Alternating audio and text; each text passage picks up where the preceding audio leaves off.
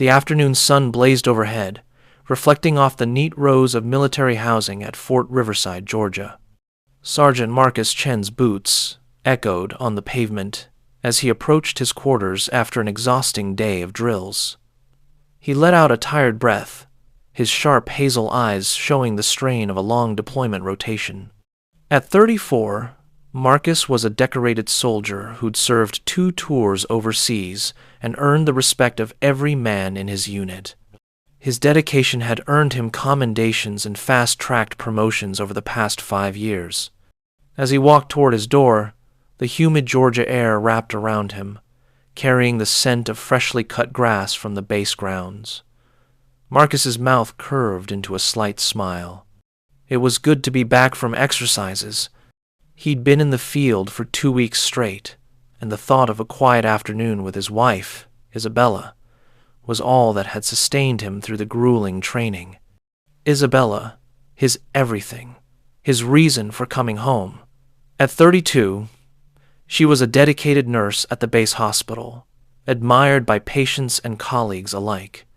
Their romance was the kind that inspired others, the brave soldier and the compassionate healer, a perfect match that everyone envied. As Marcus reached his front steps, he noticed Captain Rodriguez tending his garden next door. The older man's gaze flickered toward Marcus, then quickly away. There was something in that glance, sympathy, discomfort, that made Marcus's military instincts flare, but he dismissed it. Captain Rodriguez had always been somewhat reserved. "Afternoon, Captain," Marcus called out, his voice steady despite his fatigue. The older man flinched, nearly dropping his garden shears. "Oh, Sergeant Chen, I didn't expect you back today." Marcus's brow furrowed at the odd response, but he attributed it to surprise. It wouldn't be the first time someone seemed caught off guard by his early return from the field. "Training wrapped up ahead of schedule," Marcus explained.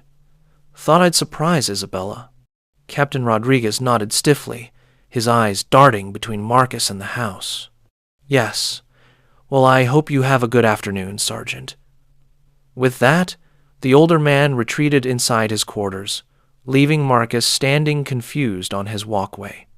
Something felt wrong, but he couldn't identify what. Shaking his head, he turned to his own door. Whatever it was, it could wait. Right now, all he wanted was a hot shower, a home-cooked meal, and his wife's embrace. As he reached for his keys, a chill ran down his spine despite the Georgia heat. It was subtle, barely audible, but unmistakable to his combat-trained hearing, a sound coming from inside the house, from the bedroom. Marcus froze, his hand hovering over the doorknob. In that instant, a memory surfaced, a conversation he'd overheard at the commissary. Whispered voices speaking in scandalized tones. Something about Isabella and someone unexpected. He had brushed it off then as base gossip, the kind of malicious rumor that spreads when bored military spouses have too much time on their hands. But now, standing at his own front door, hearing those muffled sounds from within, doubt began to creep in like enemy fire. Marcus took a deep breath, steadying himself. Whatever was waiting for him beyond that door, he would confront it directly. He was Sergeant Marcus Chen, and he backed down from nothing. With a firm hand, he turned the knob and stepped inside. The house was eerily still as Marcus entered, the silence broken only by the soft creaking of floorboards beneath his boots and the distant muffled sounds from the bedroom. His combat instincts engaged automatically, eyes scanning for threats, ears tuned to every noise, body coiled and ready for action. Everything in the living room appeared normal. Isabella's nursing textbooks lay scattered on the sofa next to a half-finished crossword puzzle. A mug of tea sat on the side table, long since gone cold. It was a picture of domestic peace, completely at odds with the growing alarm in Marcus's chest. As he moved toward the bedroom, the sounds from beyond became clearer, rhythmic movements punctuated by soft gasps and low moans. The sounds were emanating from the master bedroom, his and Isabella's room. Taking a deep breath, he twisted the knob and pushed the door open. The scene that greeted him was worse than any battlefield horror he'd witnessed. There on the bed he shared with his wife was Isabella, and with her, engaged in an explicit act, was a man Marcus knew better than anyone in the world, a man with the same sharp jawline and military bearing as Marcus himself, a man who had taught him to throw a football, to change a tire, to be a man, his father, Robert. For a moment, time fractured. Marcus stood paralyzed in the doorway, his mind rejecting what his eyes were witnessing. Isabella and Robert, so absorbed in their act of betrayal, hadn't even registered his presence. It was Isabella who spotted him first. Her eyes, usually so warm and loving, widened in shock and terror. "Marcus," she gasped, scrambling to cover herself. At the sound of his son's name, Robert's head jerked up, his face, flushed with exertion just seconds ago, drained of all color. "Son," he whispered. "Marcus, let me explain." But Marcus wasn't listening.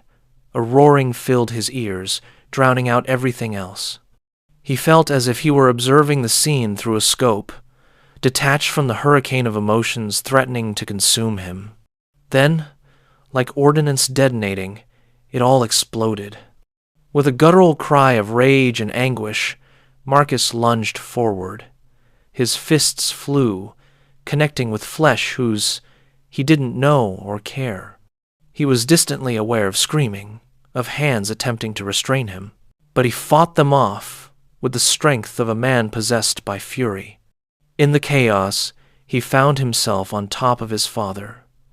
Robert's face, so familiar yet now so monstrous, stared up at him in terror. Without conscious thought, Marcus's hands closed around his father's throat, squeezing with all the rage coursing through his veins. Robert's face turned purple, his eyes bulging as he clawed desperately at his son's hands. Isabella's screams pierced the air, shrill and terrified. The pressure increased, and Marcus felt his father's body go limp beneath him. But the rage wasn't satisfied. As he released his grip, he saw Isabella trying to flee, her naked form pale and trembling. With the speed and precision of a trained soldier, Marcus intercepted her.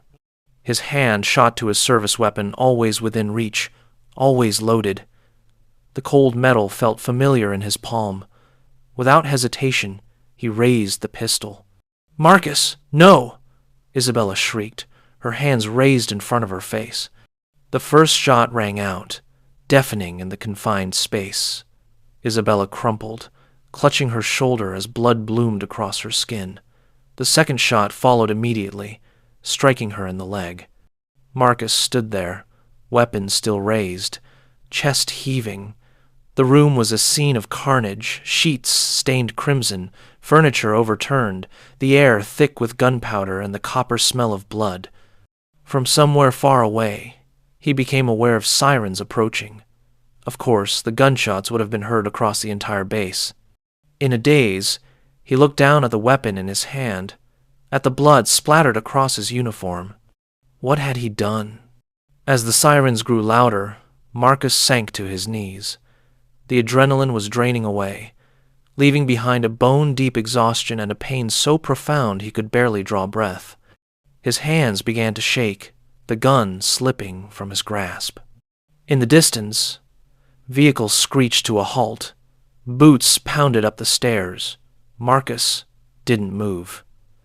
There was nowhere left to run, nowhere left to hide. The nightmare he had refused to believe was now his reality. And now there would be consequences. The bedroom door crashed open, and Marcus found himself staring down the barrels of multiple weapons wielded by military police he had served alongside for years.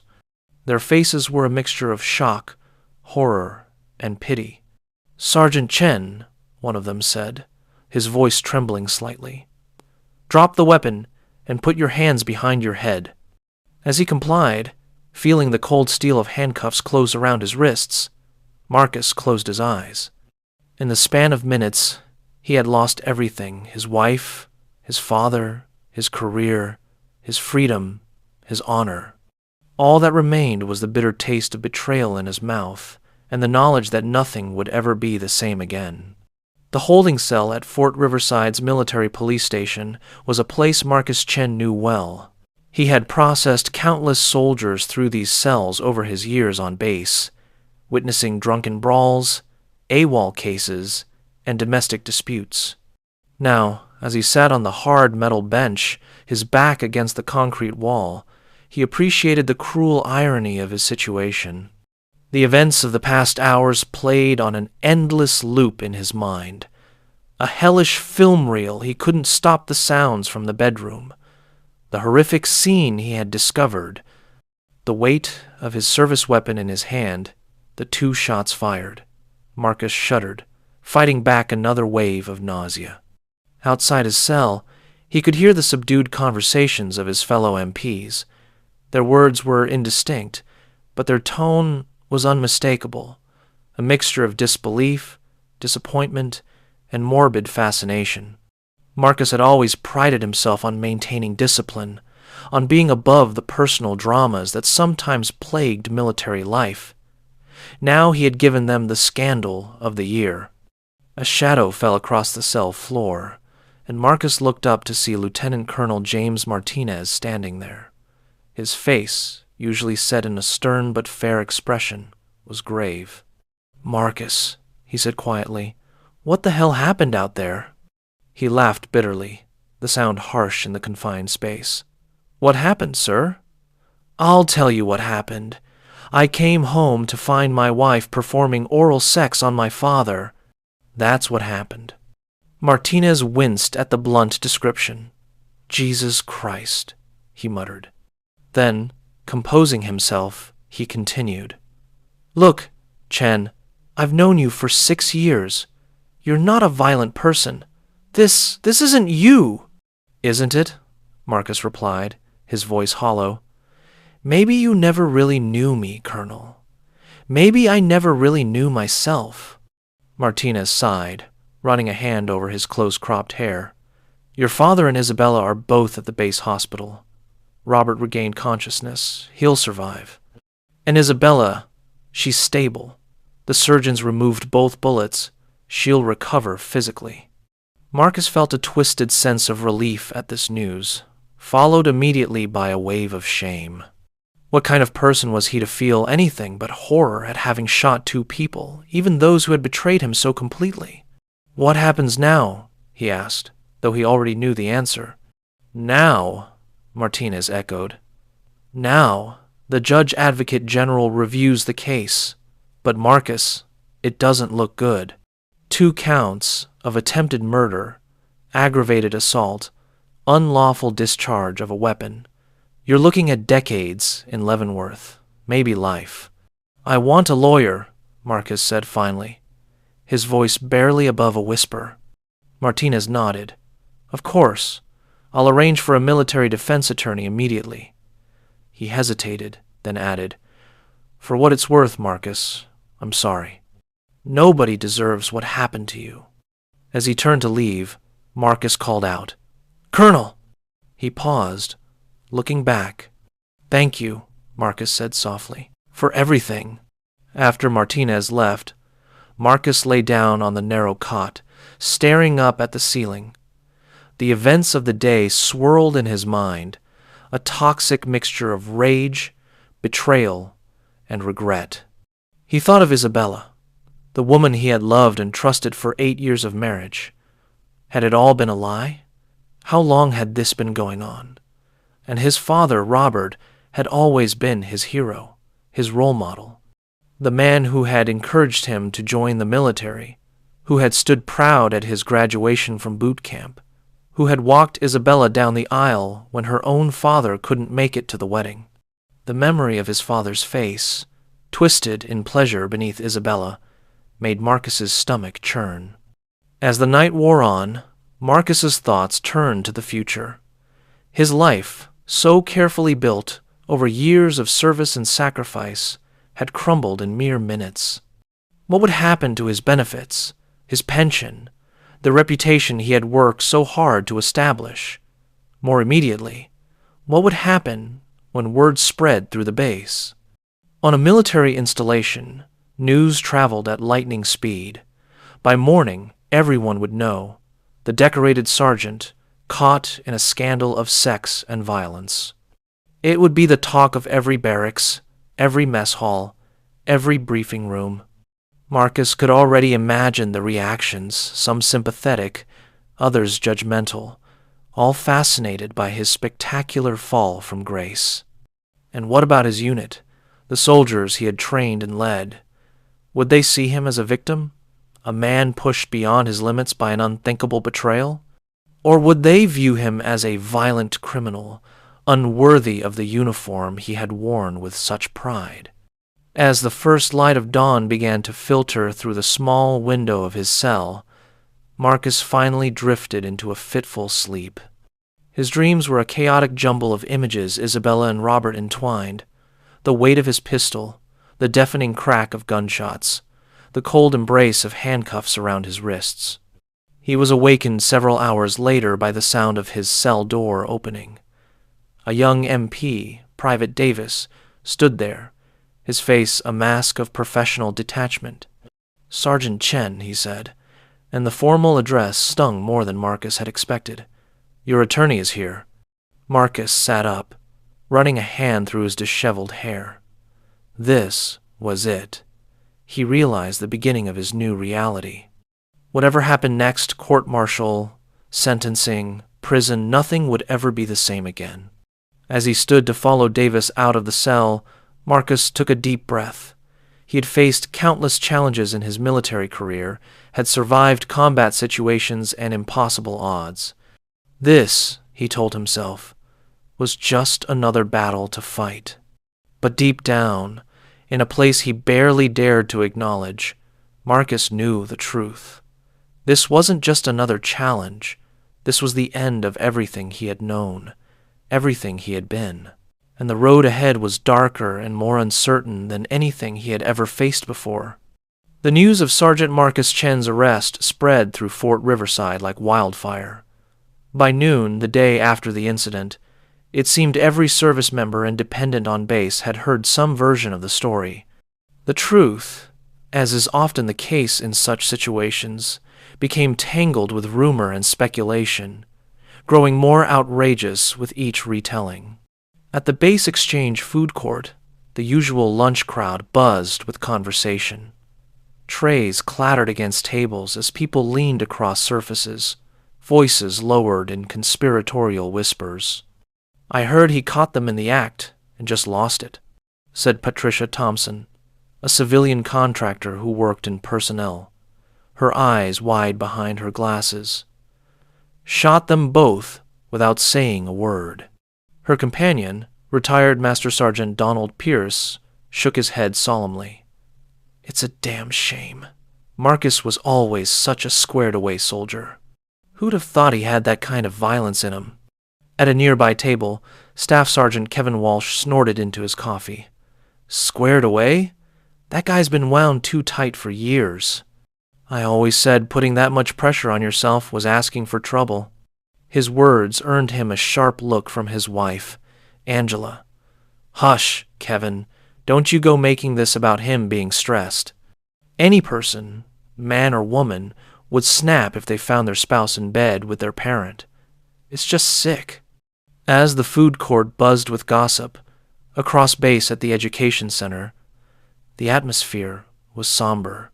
Robert Chen had been teaching military history classes for adult learners, respected by students and appreciated for his insights.